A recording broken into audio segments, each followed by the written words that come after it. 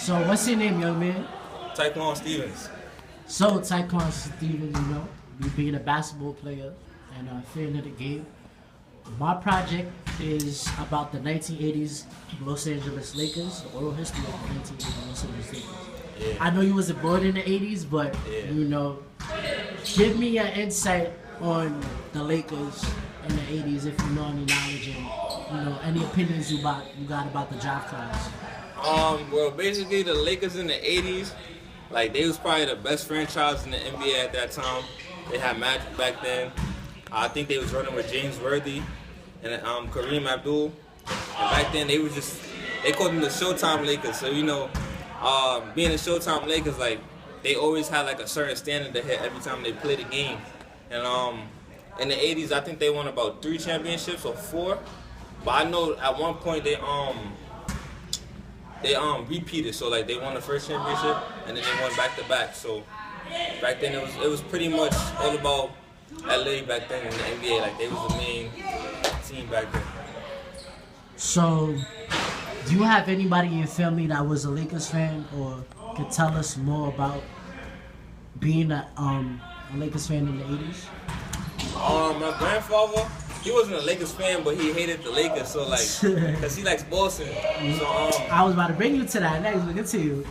He liked Boston. So like, Boston and Lakers was like the main rivalry, being that the Boston Celtics is from the East and the Lakers is from the West. So like, he knows about them, but he doesn't support them. I tell you.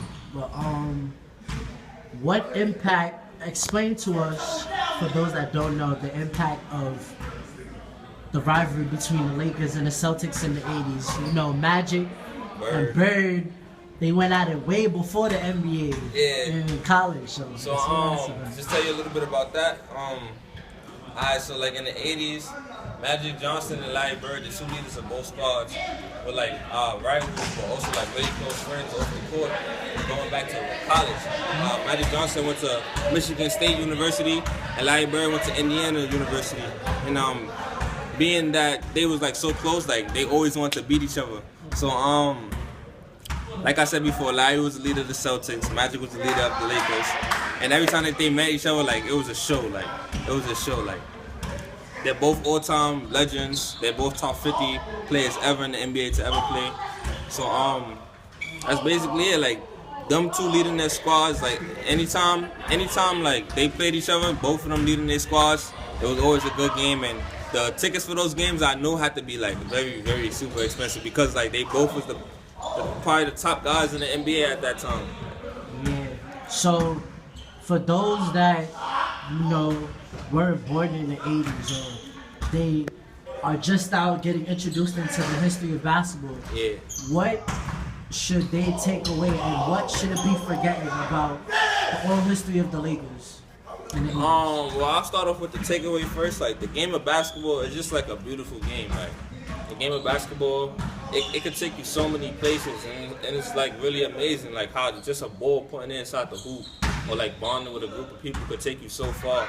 Like me playing basketball all my whole entire life, like it's done wonders for me, and I got friends to this day that like I just meet up with, click up with, and just play ball and just do what we love to do.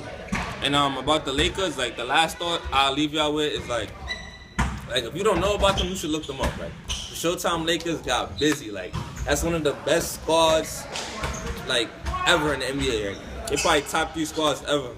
And Magic Johnson, he was the #1 point guard ever in the history of the NBA. Like he's really like a magician with the ball. Like no one gets down like him. So like that's it. Thanks, but thank you, Tyquan Stephans. No problem. All right.